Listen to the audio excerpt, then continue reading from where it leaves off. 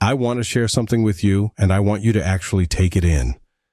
That thing you're chasing, the bigger paycheck, the title, the house, the body, the approval, whatever you believe will finally fix your life.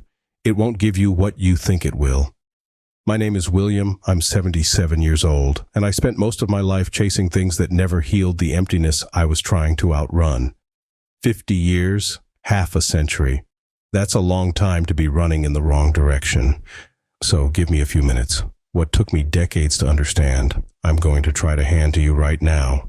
And maybe, just maybe, you won't lose as much time as I did. Most of us live with the same sentence in our heads. I'll be happy when I get promoted. I'll be happy when the mortgage is gone. I'll be happy when I retire. I'll be happy when people finally respect me. I repeated that sentence for most of my life. And here's the thing, I checked all those boxes. I climbed the ladder, I paid off the house, I retired. People treat me with respect now, I think. At this age, you stop keeping score. But no one tells you this part. When you get the thing, another one appears. Every time, the goalpost moves. You look up thinking you're almost there, and suddenly it's farther away than ever. I spent decades chasing a finish line that didn't exist. Let me tell you where it started. I grew up poor, not desperate, but poor enough to feel it. My father worked in a factory his whole life, came home exhausted, hands worn down, body broken, and still, people treated him like he didn't matter.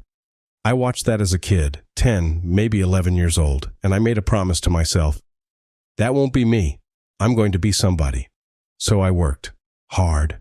60, sometimes 70 hours a week, missed dinners, missed birthdays, missed my kids growing up, missed more than I can count. But I told myself it was worth it. I was building something. I was becoming someone. By my early 50s, I had made it. Executive title, corner office, my name on the door. People called me Sir. And you know what I felt? Hollow. Not dramatic emptiness, just a quiet, unsettling sense that something was missing. Like I'd climbed a massive mountain only to find another mountain waiting. I remember sitting alone in that office, door closed, staring out the window thinking, this is it. This is what I gave everything for. It took me another 20 years to understand what had really happened. Here's what I finally realized. I wasn't chasing money. I wasn't chasing status.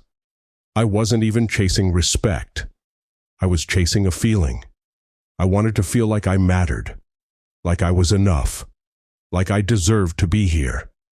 And I believed achievement would give me that feeling. It doesn't. No title can give you worth. No paycheck can make you whole. No amount of praise can convince you you're enough. That's something you have to give yourself. I could have decided that at 25. I didn't decide it until my 70s. That's almost 5 decades spent trying to earn something that was already mine. The same mistake nearly cost me my marriage. I thought my role was to provide house, cars, security, comfort. So I did exactly that. I provided relentlessly. But what my wife actually wanted was me.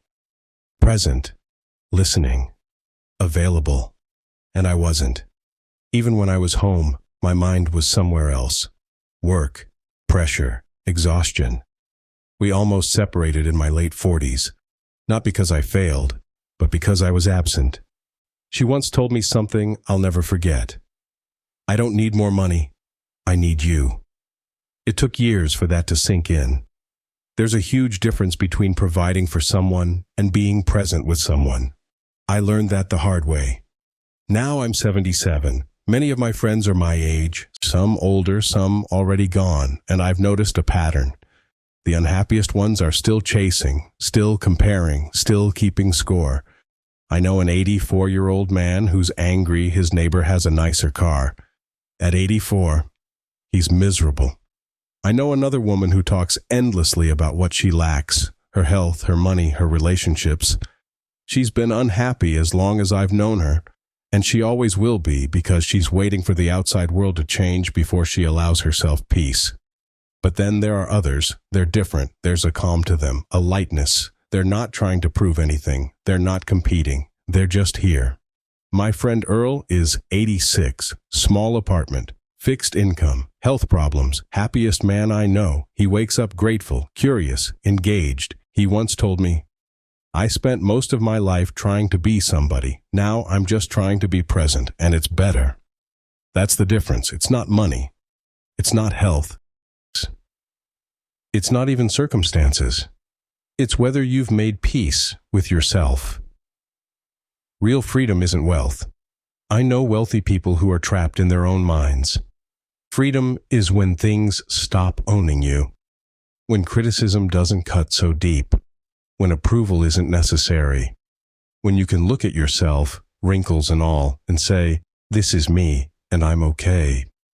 Freedom is not needing the world to change so you can feel okay inside. Most people never figure that out. They spend their lives waiting, chasing, believing happiness is just around the corner. Here's the truth. When you get the thing, fear doesn't disappear. It just finds a new target. I paid off my house and immediately worried about retirement.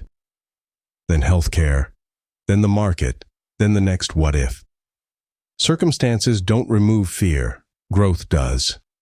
Peace comes when you decide you're okay, right now, regardless of what happens next.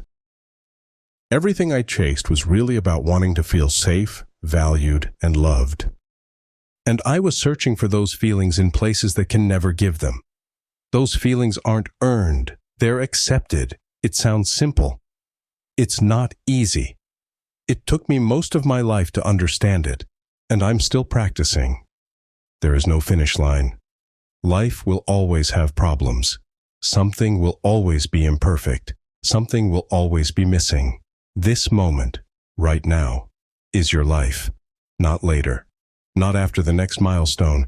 If you can't find peace on the way, you won't find it at the destination either, I promise. So stop waiting. Stop telling yourself, I'll be happy when.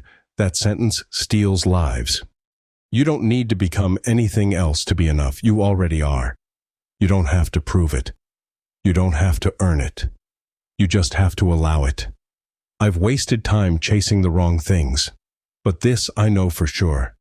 Everything you're looking for is already inside you. You just have to stop running long enough to see it. If this spoke to you, share it with someone who's grinding themselves into the ground, chasing something that will never make them whole. And tell me in the comments, what's your I'll be happy when? What would change if you decided you were enough today? Subscribe if you want more conversations like this. Now I'm 77. Many of my friends are my age, some older, some already gone.